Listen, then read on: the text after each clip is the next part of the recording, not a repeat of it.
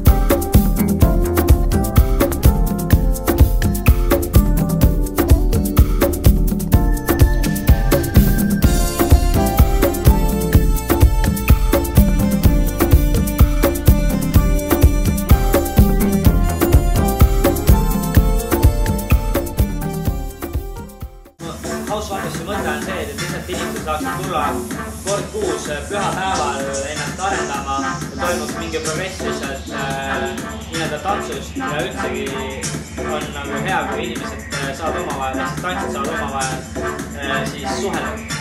Mida sa ootad Estonian House Foundersi peole? Estonian House Foundersi peol ootan eelkõige kõiki tantsijaid, sest et nende nii-öelda tantsu Vats on alati piiritletud, ehk siis ööklubides, kus neil ei ole võimalus nii-öelda väga nagu omale oma ruumi saada. Siin on see võimalus olemas ja muidugi loomulikult inimesed, kes lihtsalt tahab kuulata head house'i biiti ja lihtsalt tunda ennast hästi. Kõik house'i peale.